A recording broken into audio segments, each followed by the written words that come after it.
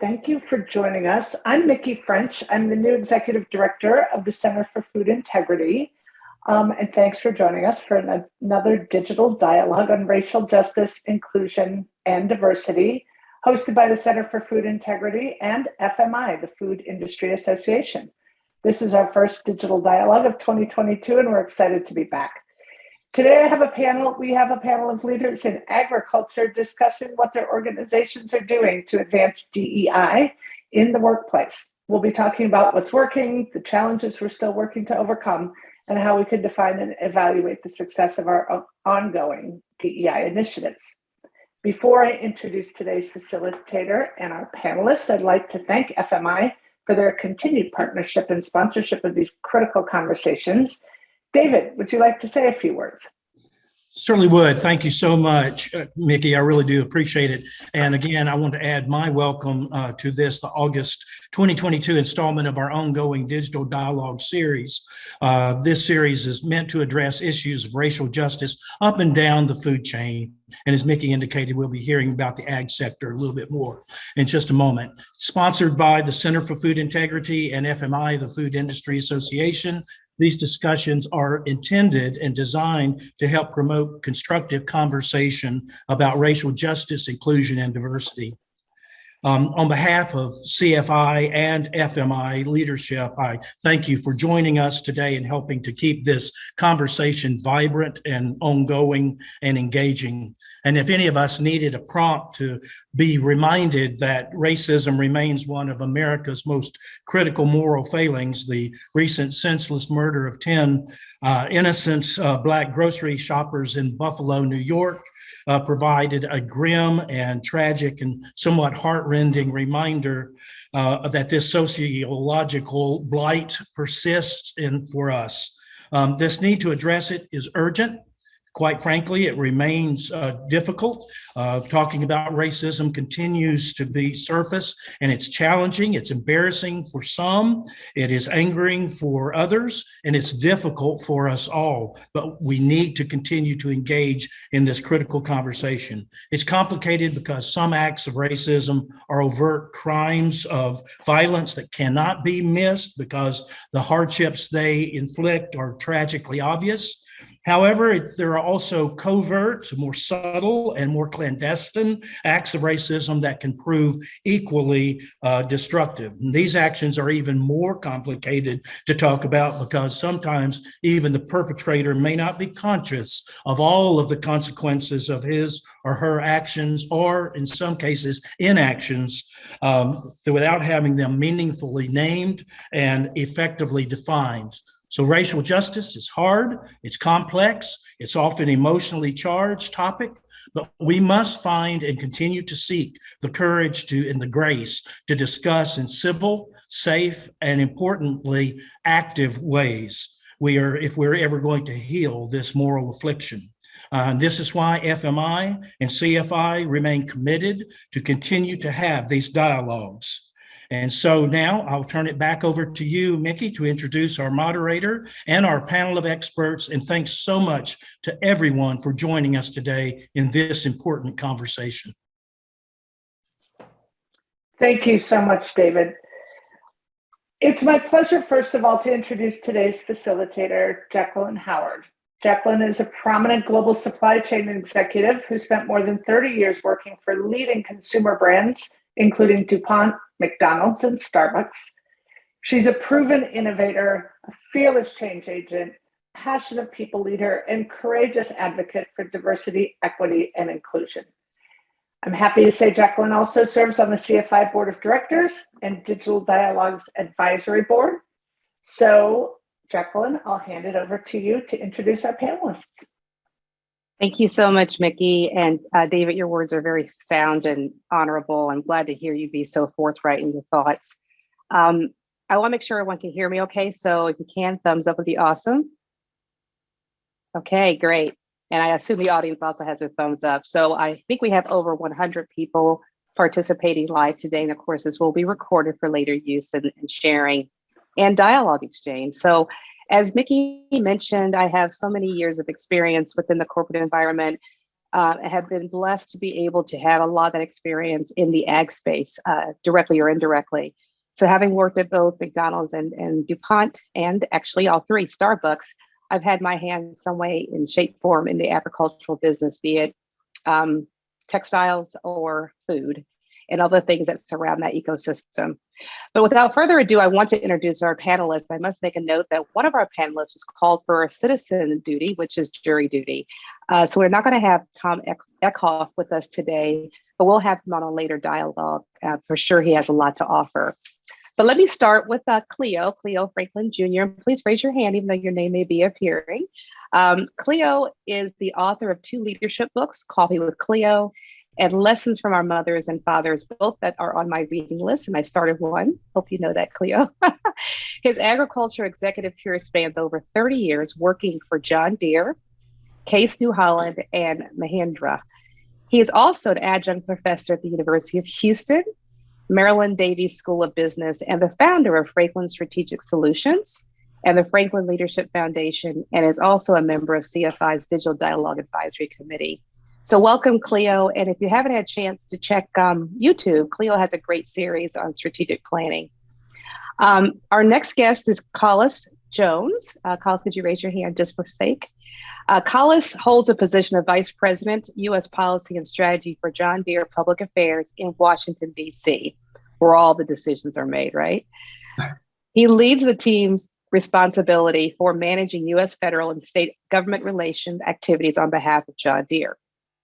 These efforts are aimed at supporting legislation and public policies that are favorable to the interests of the company's customers, employees, and business partners, that 3-legged stool approach there.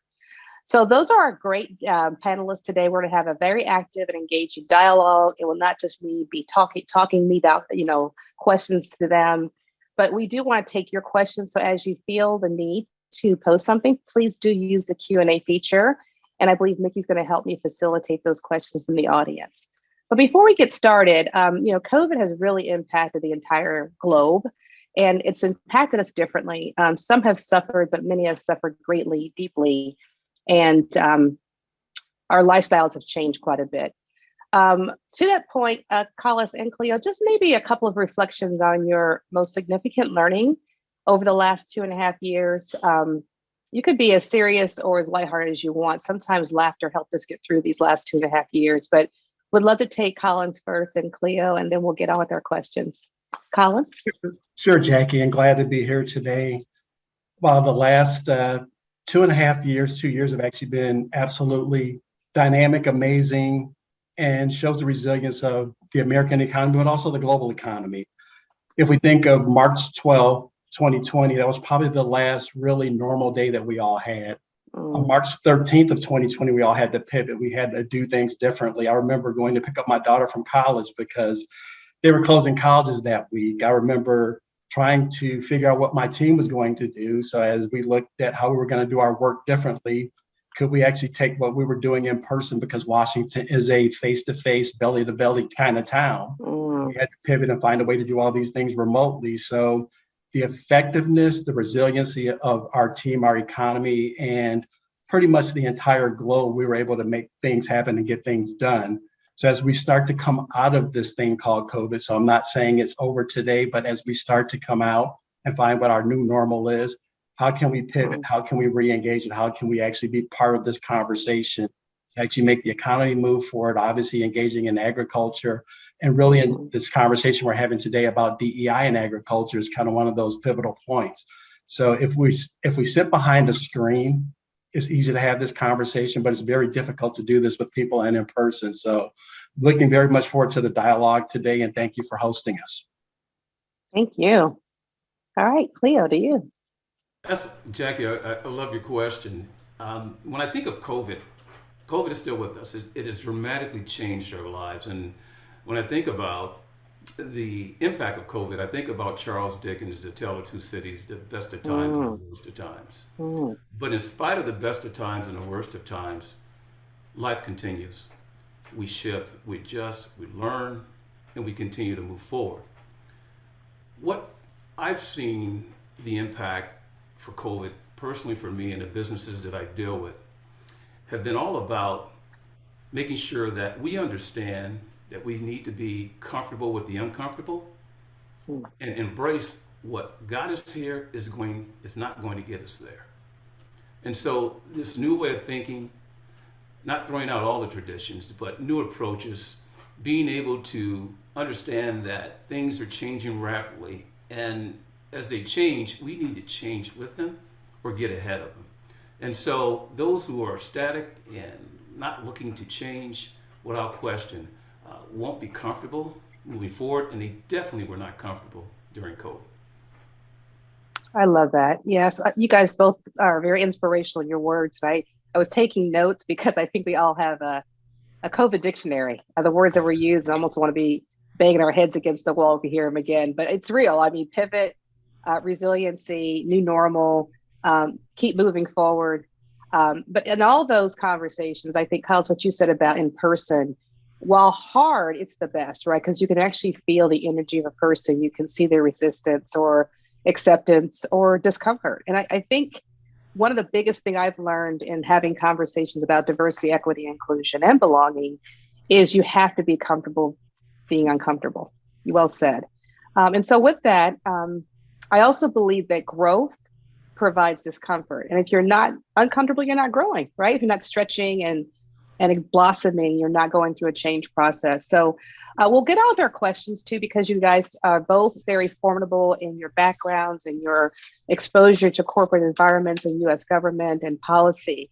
But what are your organizations, and how is your organization really expanding the conversations around DEI? I don't want personally DEI to become one more catchphrase to be used over and over again and then fizzle out when it's a couple of years from now. So what are you doing to embed within the organizations the DNA normalization of discussions around diversity, equity, inclusion? And I'll start with Cleo first. You know, the things that I'll start this. I've been blessed to work for 3 major global organizations for over 30 plus years. And the progress that I've seen with DEI is amazing. But yet and still we have not arrived, because it's a journey and we still have work to do. But currently, with the organizations that I work, of course, my businesses and those that I consult with, and the boards that I advise, and the students that I teach, what I feel that is very essential, that I love to be involved in, is have these conversations that we're having today.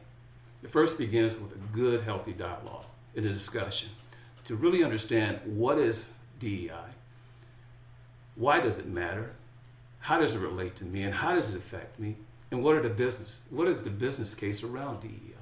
And so being able to structure that conversation in exchange, specifically with businesses that I'm working with, I really feel that having a very sober conversation around your strategic goals, around the things that matters most to an organization, and the business case that DEI brings, which is proven without question, I find it very, very welcoming with my colleagues and the companies that I work with, because they're all looking for a few things. 1, they want to grow their top line and their bottom line. 2, they may be looking for market share increases. 3, customer satisfaction. 4, innovation and productivity and creativity. 5, employee retention, as well as attracting new employees. When I talk about all those things underneath the umbrella, the best lever that a company can basically use and have at their disposal is to embrace and integrate the success and best practices of DEI. So I'm out there having dialogues, I'm out there having good conversations, helping companies jumpstart, create, refocus, and repurpose their D&I strategies to send them on their journey. Well said. Well said. Collis, on your end, please. Sure, Cleo. Just to kind of pick up where you left up, when we start looking at DEI, there's really probably 4 different major aspects, in my opinion. So you have the urban-rural divide, because we're talking about the agricultural space. We're talking about diversity and age. So the workforce of today versus the workforce we have in existence, gender, male versus female, and then we get to racial diversity. So as we look at agriculture and the space that we all operate in, it's evolving, it's changing. So the talent that's attracted to agriculture is different people that are coming to agriculture are different. By nature of demographics, the society is going to be diverse. We can't help that. It's just an evolution. It's an evolution, and we're getting there. So the question for John Deere and other people operating in our space is that, are you going to attract diversity to your organization? So what's different? We're a 185-year-old company. So we've been here located on the banks of the Mississippi River since we've been founded by John Deere, our founder, in 1837. But now as I look at John Deere, the company, we're expanding to different locations. We just recently opened tech offices in Austin, Texas, and Chicago, Illinois, because that's attracting a different type of talent to the organization, but also bringing more diversity into the organization. Where we've been historically in the states of Iowa, Wisconsin, Illinois, Georgia, those locations are diversifying as well. So if you think about food production, not just agriculture, planting, putting a seed in the ground and having a crop come up, it's just such a robust business and opportunity that is attracting different types of people, different types of talent. So for us, I think having the conversation around what diversity looks like in agricultural production, but again, by nature of society, we're going to be in this diverse society moving forward. You know, that's an outstanding point too, Collis, and that's exciting. I think I may have seen the John Deere Tech Center in Chicago. I was just there, and Chicago's so different than when I lived there, but smart company to move where the talent is, right? And just the fact that you are two prominent African-American males in such esteemed positions as role model.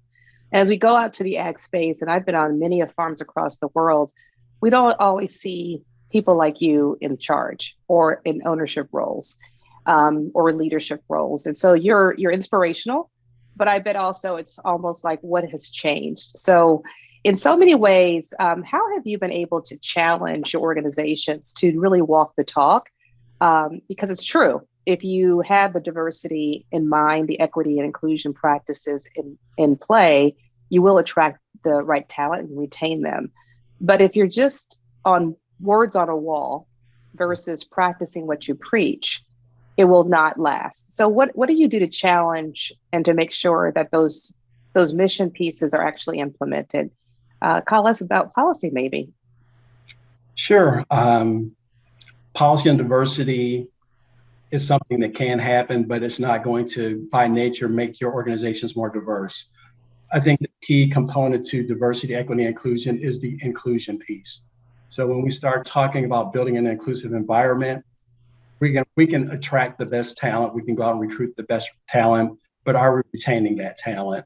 So retention is actually making sure that we have a warm, welcoming environment that you can bring your best selves to work and actually flourish in those roles and responsibilities.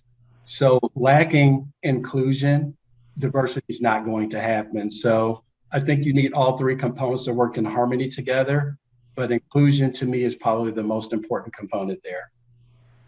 Amen to that. Cleo. Yeah, the challenge from my perspective, and over my career and even to this very day, is truly based and centered on a couple of things, and that is having leaders and organizations first define what is DEI and how do we define that. There's a lot of myths, there's a lot of misperceptions about diversity, equity, and inclusion. But I think it first starts with that and challenging your leadership team or your organizations to really understand it and define it, because how we solve a problem is based on this definition. The second thing is very critical, and it takes courage. And that is, are you committed to sustain, not just begin, to sustain a long-term effort with diversity, equity, and inclusion? And that's a question I ask a lot of the leaders that I work with. And that's a question that I also have brought across the table when working with the companies I work for. And the answer to that question, for me, really is a tale of the tape. Collis talked about, and a very good point, diversity is here. In fact, Arthur Chan, I love his quote, it's very simple. He says, diversity is a fact. Equity is a choice. Inclusion is an action. Diversity is here. The data all around us, we are in a diverse world. we have to make a choice whether or not we're going to acknowledge, appreciate, and accept the differences and the power, the value of differences that we all bring to the table. And and that's by choice. We can make a choice to do that and make a choice not to do that. But if you do, then you can go out and execute and facilitate inclusion. And so by challenging organizations with those two questions, by also representing exactly the things that I've said and having those uncomfortable discussions, really is the first beginning step.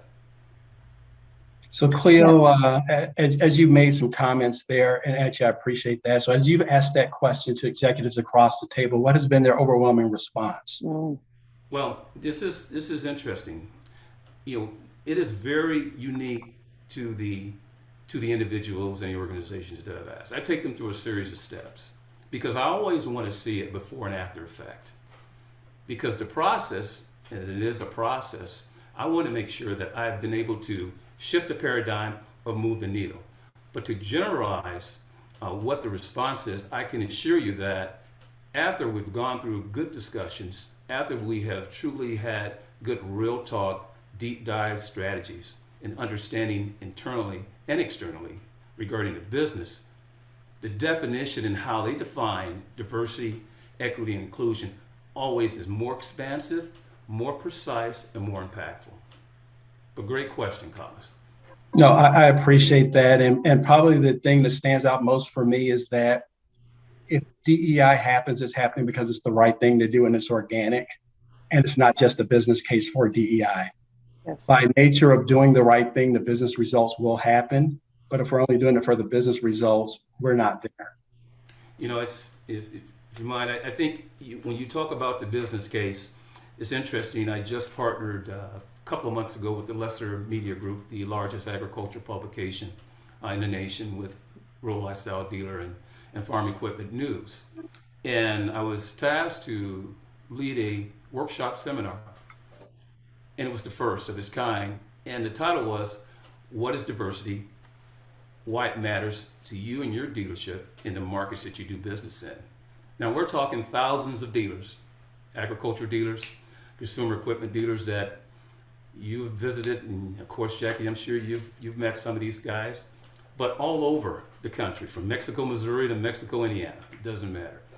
But the point is, in those particular areas, how they define diversity is a lot different than how I would define diversity here in Houston, Texas.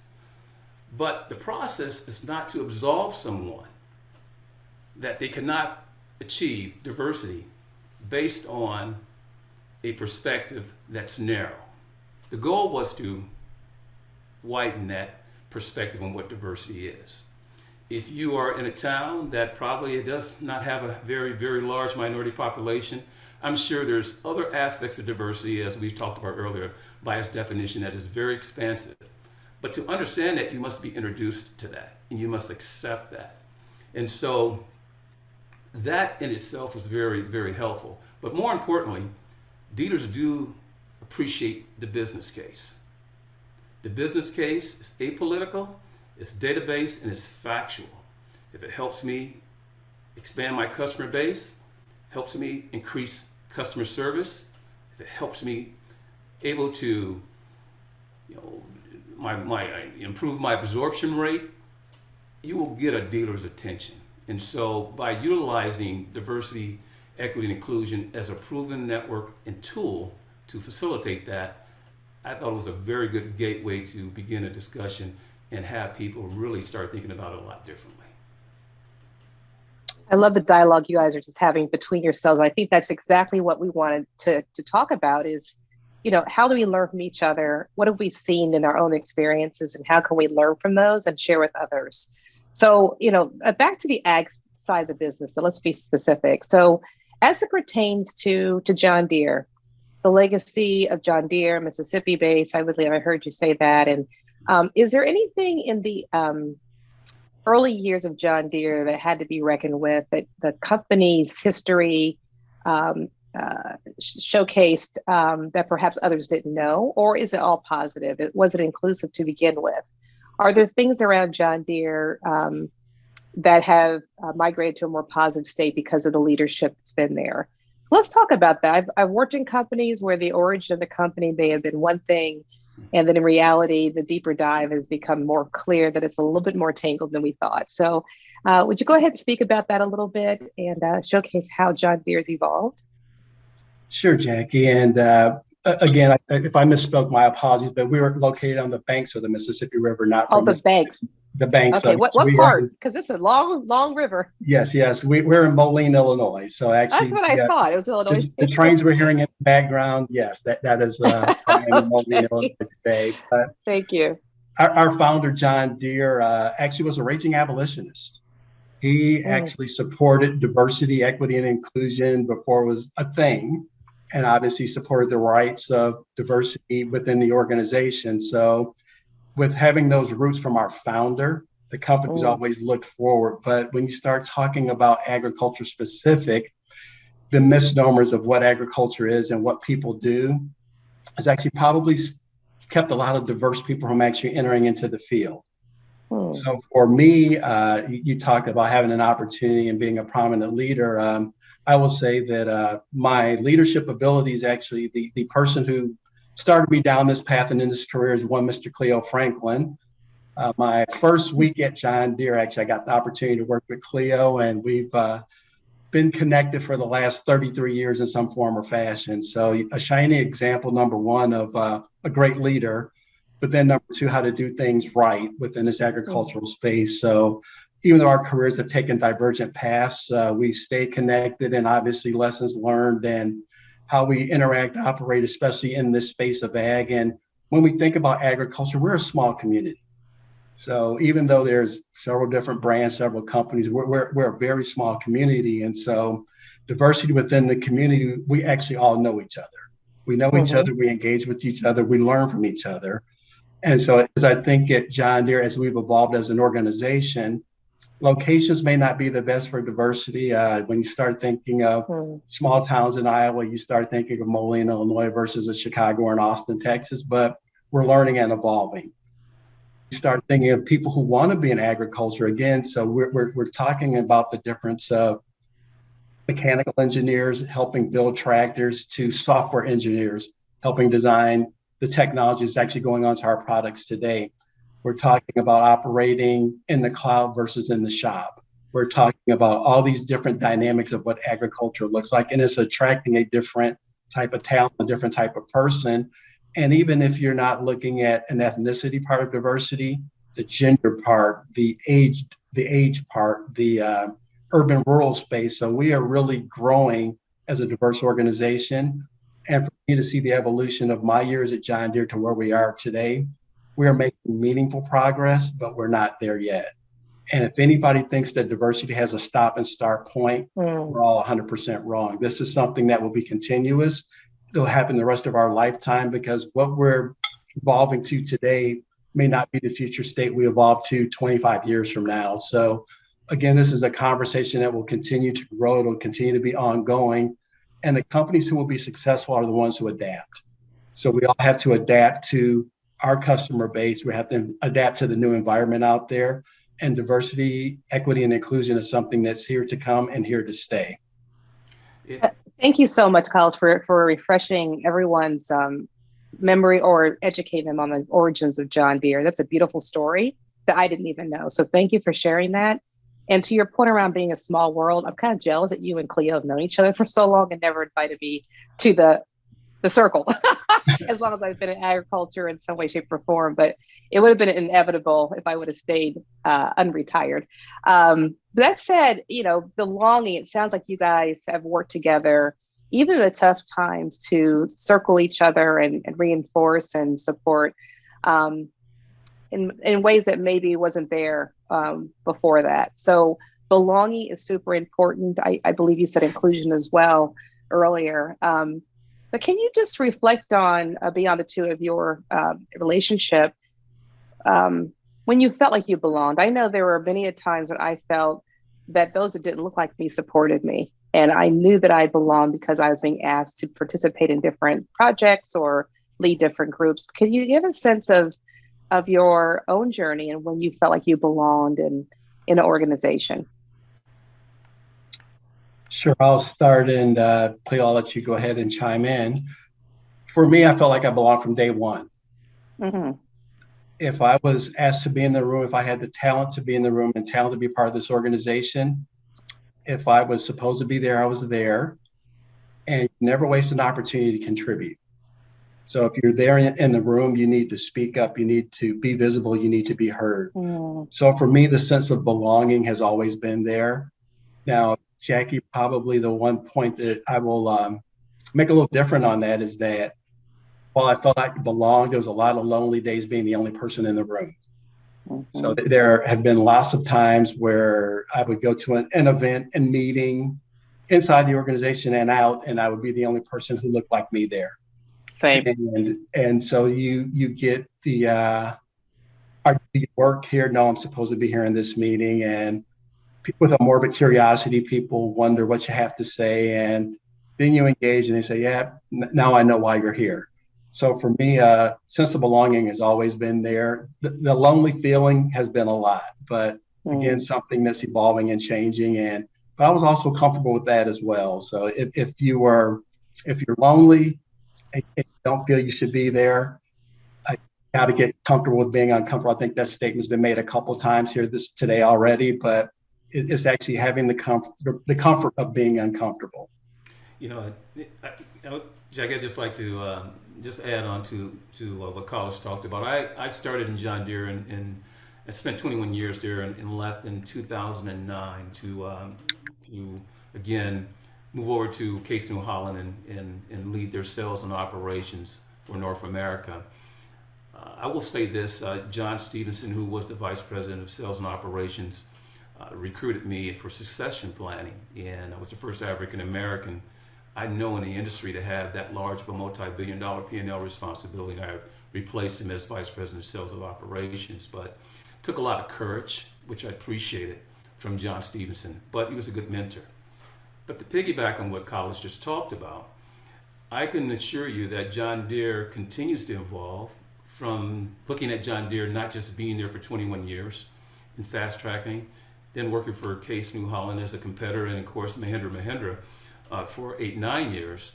The John Deere diversity makeup or approach to diversity, from my perspective, has continued to expand and improve. But just like any organization, has anyone basically, they have it 100% right? I'd say no. But what they have right is a commitment to it. John Deere just hired a chief people officer just this week, a person of color, which includes a staff of 2 people that are individuals of a person of color on the president's staff. But that being said, that didn't exist when I was there, but it exists today. And by our representation and by the people that mentored us, that helped us along the way, and people across different sectors, genders and ethnic backgrounds, et cetera, one of the things I think has been very important for us is that we've taken the fruits of those best practices, and whenever we're in any situation, we try to represent the change that we like to see in this world actively, by having an active voice, by engaging and participating, but also bringing people along with us as well, to make sure that the best way to create the future, of course, is to seed today so that you can harvest tomorrow. And so I want to give kudos to Collis as well as you as well, in making sure that you may be the first, but without question, you won't be the last. Yeah, and the intentionality on speaking up and bringing others along is super critical. And I just want to have a little bit of a glimpse in both your upbringing. So you will both project supreme confidence, not ego, but very human confidence, and very positive in your demeanor. What brought that on? Was it your community, the schools you went to, your neighborhood? I just want to dive into that, because I think about my upbringing, and I'm so blessed to have had such a massive family presence. Sometimes I wasn't happy about it, but everyone knew where the Hatch girls were as a maiden name, because my mother's a teacher and there were too many teachers around our neighborhood. And they always told on us. But I think about all the teachers that were in my school at that point, a lot of HBCU graduates, a lot of people who cared about us, even the bus driver who Mr. Langdon, I never forgot his name. But these people made me who I am and continue to keep me grounded and also confident. What brought you to that level, Collis? Oh gosh. So my upbringing, actually, my mom is one of 11 children. My dad was one of 9. So lots of aunts and uncles, lots of cousins. So lots of people to help raise me, to your point. So I think the confidence that I gained early on in life was that, hey, you have this large family. You got to be able to speak out, be vocal, and ask for what you want. That's kind of the first part of it. It starts with family. I grew up in Joliet, Illinois, just right outside of Chicago. So that's where I was raised until I went off to college. I went to Augustana College here in the Quad Cities in Rock Island, Illinois. I applied my next platform for actually being vocal and visible. I was an athlete, had an opportunity to play basketball in college and be on display. So again, being in front of hundreds of people some night, thousands other nights, you had that opportunity, you had that stage. So kind of moved from that to my professional life. I started with John Deere right out of college, worked at our John Deere financial services operations to begin my career.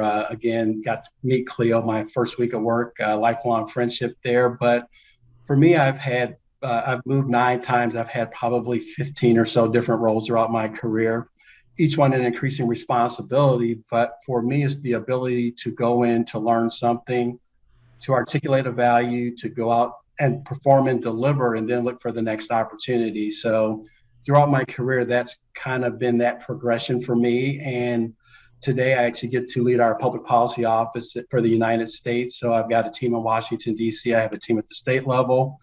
And anything that touches policy that impacts John Deere, our customers, our dealers, our business partners in the U.S.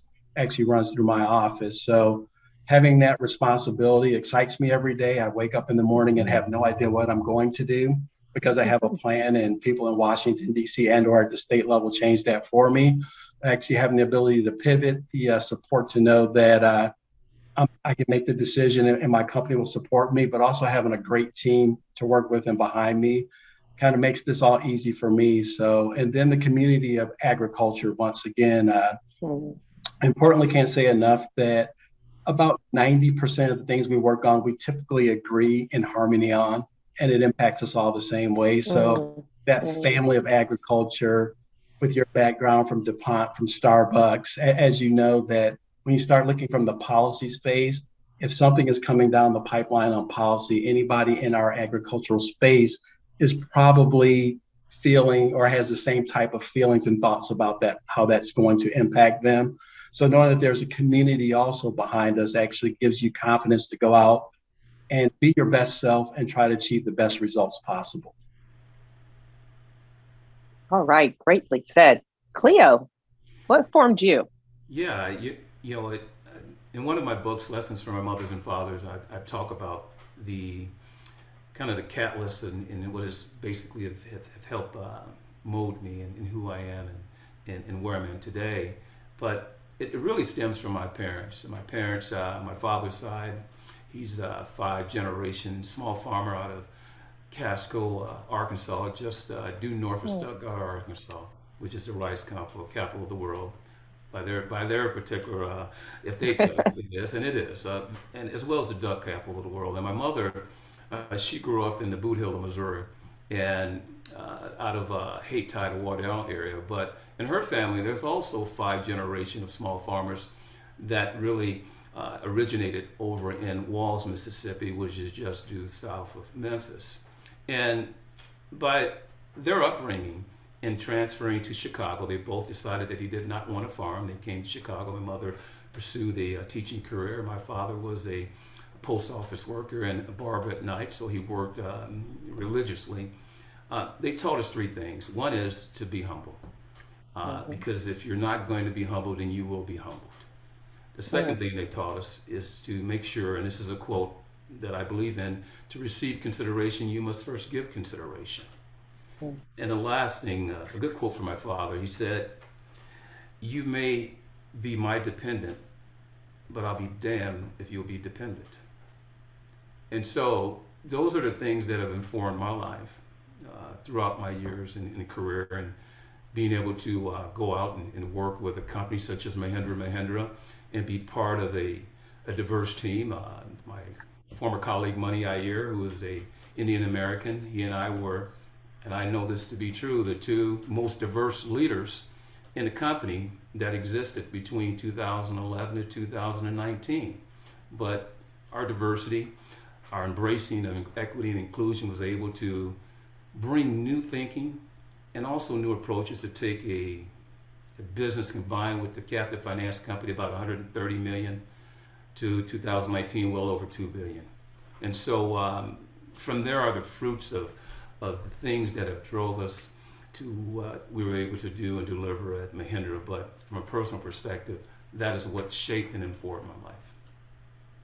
Beautiful. Hey, Both you all. Cleo, I'm Go ahead. sorry, Jackie, didn't mean to Go ahead, cut you Cole. off there. Cleo, so obviously we've known each other a long time and our careers have taken those divergent paths. So you being a leader at 3 different agricultural companies, what lessons did you learn from a John Deere to a Case New Holland to a Mahindra?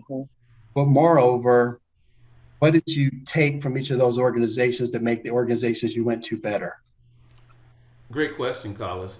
What I learned was that each company were at a different stage when I worked there and had the opportunity to be in a leadership position.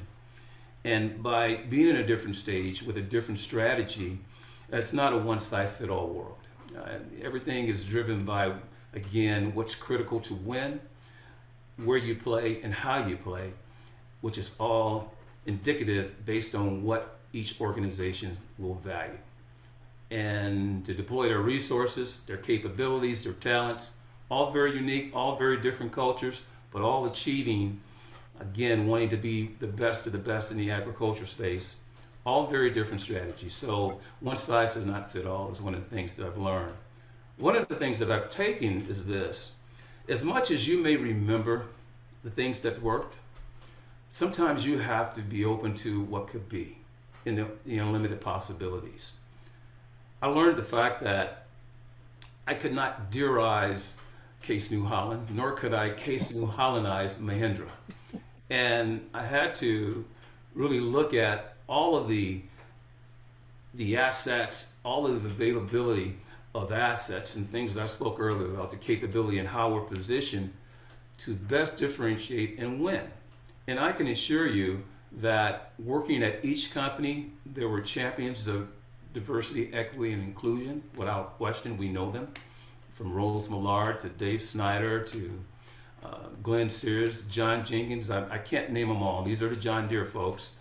I mentioned John Stephen at Case New Holland and Anna Mahindra at Mahindra, who was a leader that did not believe in assigning responsibility, but instead taking responsibility, which made a big difference. He was committed by not just his words, but his actions. And so those are the things that I was able to experience at 3 wonderful global companies, which are not perfect, but without question at different stages to achieve great things based on strategies that were aligned to their objectives and goals. Hey, I appreciate your comments there, because I think for DEI to work at any organization, Deere, New Holland, Mahindra, DuPont, let's name them all, is that the company has to be ready for DEI.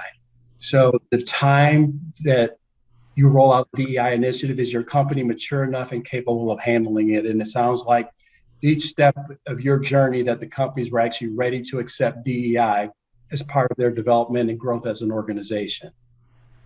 And yes, and I sorry, I just want to say that's true. And I also want to enforce the fact that if leadership is not on board with the expectation that DEI matters, not just on a business level, but on the retention of talent, on the potential for growth and innovation, it's not going to fly.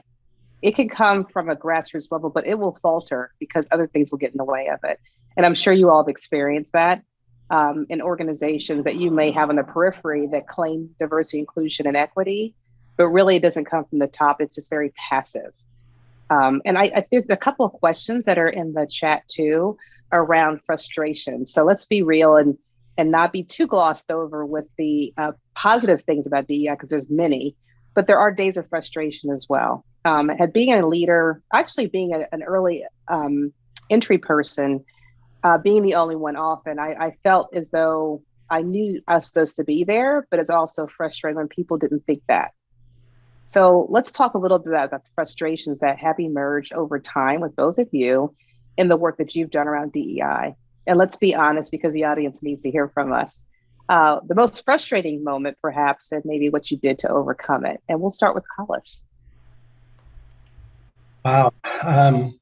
Frustrating moments in DEI, there's probably a lot, but the fits and starts, that's probably the most frustrating part for me, to see great talent come into our organization and actually not be able to retain that talent. So as hard as it is to recruit and attract that talent, to see them walk in the door and not have a great experience and decide to leave, that's probably the most hurtful and frustrating part of DEI efforts at Deere.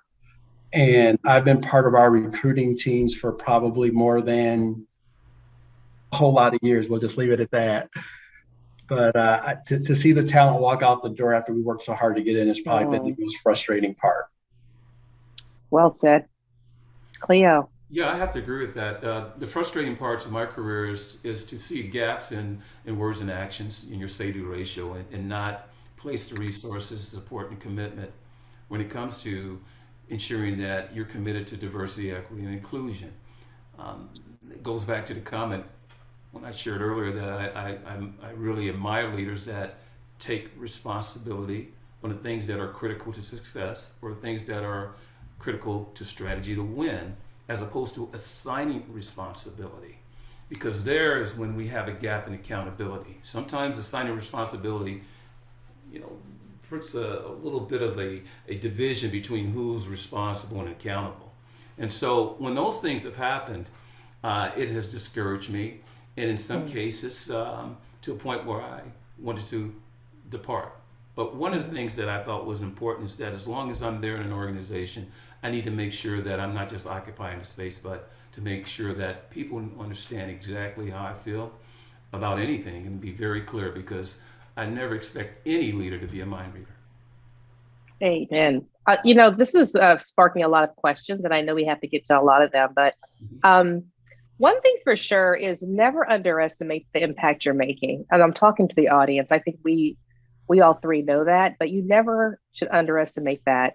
People are watching you as a leader. They're watching how you respond to frustration, to celebration, to stick-to-itiveness, and to the journey. And you have to be true to yourself. And so being authentic with your words, thoughts, and deeds is important as well. You'll never see any other Jackie but the one you see every day, right? It's just easier for me because I can't keep up with a version of Jackie that's over there versus over here. So the one thing that I do subscribe to, though, is to, I think, Collis, you said, is speak up. If you're in a room, you're there for a reason. And you got to speak up when it's necessary. And for those that can't or don't have a voice or the courage to do so. But never underestimate the impact, the imprint you're making. And then build allyship, because diversity, inclusion, equity, and belonging should not just be coming out of the mouth of these folks. It should be coming out of the hearts and the mouths of people in the organization, no matter what they look like or what level they are. And so it's important for people to know they have to own it. And equity means that everyone has a voice, everyone feels treated with respect, and that the voices are carried out into action. So there's a question in the chat. I guess it's a Q&A. What's the tip? What are the tips on how to introduce DEI and get participation on such initiatives from a board that doesn't have much exposure or may not see it as a priority? So great question. And this might be a board of a for-profit or nonprofit organization. How would you suggest they get started? Collis. I think the number one thing is to start the dialogue. So if you look around and you're in a homogeneous environment and you want to make it different, you need to start the dialogue. That would probably be the first thing. Number two is that whatever age, gender, racial diversity you have, if that majority is not buying into DEI or diversity, it's not going to happen. So the people on the fringes, the people that are underrepresented, they can't drive diversity alone. They can talk about it. They can try to bring it to the attention of, but whatever group is in the majority has to be a driver and an owner of a DEI involvement within an organization, because again, you're not going to change an organization. An organization is going to evolve over time, and it's up to the majority to actually buy in and support what that evolution looks like. Excellent. Cleo. I believe in leaders should define their culture, because if they don't, then someone else will. And so taking ownership and utilizing 5 questions that I present to the businesses that I work with. And the first question I shared earlier is, what is DEI and how do we define it?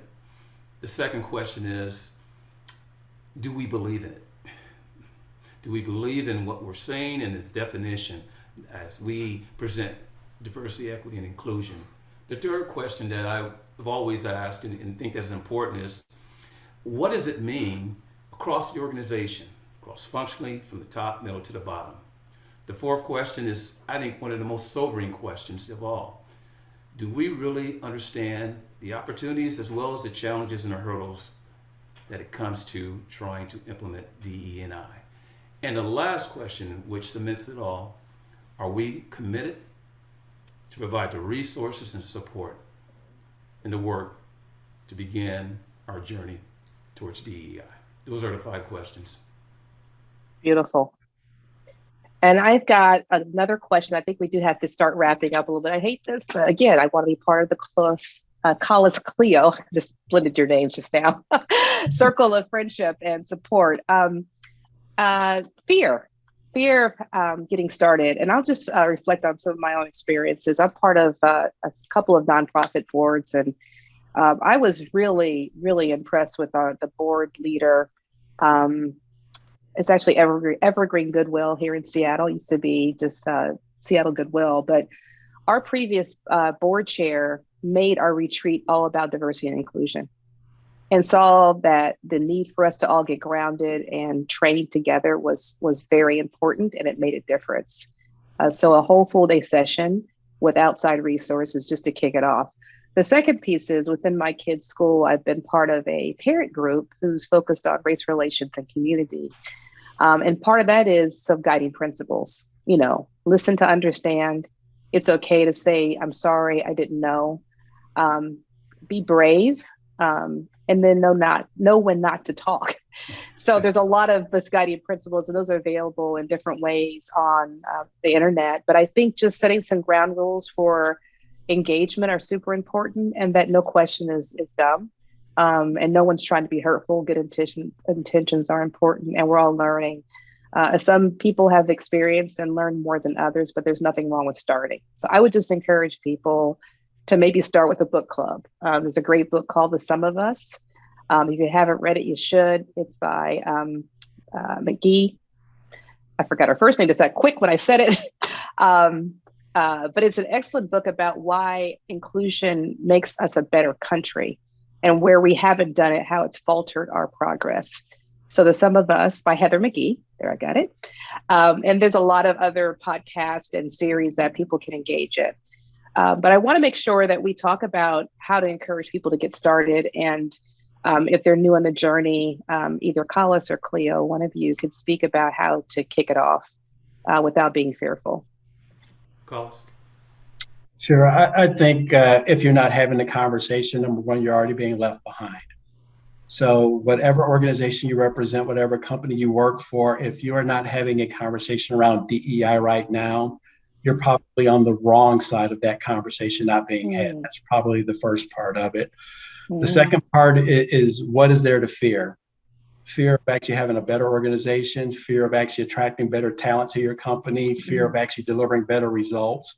So if those are the things you're fearful of, you probably still should be having this conversation and engaging right now. So I think the time to be an authentic leader for those of us in organizations, but even in your individual lives, to right things that have been wrong. It's time to have those frank, direct, and deliberate conversations around DEI. And again, it's going to take on different facets. It's going to look differently depending on your organization, your geography, and what you do. But I think we can all do better as individuals and as organizations, as companies, integrating differences into our environments. What a beautiful way to close, Collis. Thank you so much. It's the why not? Why not get started? Let's just flip the script on that question. So first of all, we also wanted to share as we close that the Center for Food Integrity has been doing a lot of work on a toolkit that's available thanks to the leadership of many people at the organization and many of us that are engaged on these what could be difficult conversation, but are very urgently needed. So I want to make sure that we talk about that as we close, Mickie. But I also wanted to say thank you for spending the last hour with all of us. The webinar will be closing off, but the conversation should continue. So please use this time to add comments on your LinkedIn, to share the recording that is going to be coming out on our CFI LinkedIn page. And then make sure you share your thoughts on what other topics we should have on this. I don't know what that noise is. Sorry, folks. But let me just make sure that you could, I'll turn it over to Mickie. You can download the Diversity and Inclusion Discussion Toolkit at foodintegrity.org to help facilitate conversation. It's a well thought out toolkit to use with your family, your friends, your church, your organization, the community, or your own company. So with that, I will turn it over to Mickie French. Thank you. Well, thank you all so much to Jacqueline and to the panelists. It was a really insightful conversation, and I think you made us all maybe a little bit more brave and clear on how we can take steps as the 50 plus people who are on the call today. So I'll just close by saying thank you again. I put our LinkedIn link in the chat, so please link in with us and let's continue the conversation over there, because I think it's an important one to have ongoing and not fits and starts. Mark your calendars for the next one, therefore, on September 28th, where Jacqueline will host a discussion with Raven Solomon, diversity, equity, and inclusion speaker, author, strategist, and we'll be discussing at the end of that month generational and racial barriers in the workplace and how to replace them with empathy and synergy that fosters that productive working relationships. So you can register for that at foodintegrity.org, where you can also find the discussion guide that Jacqueline mentioned. So thank you again. Thanks for joining us, and we'll see you at the end of September 28th. Thank you, everyone.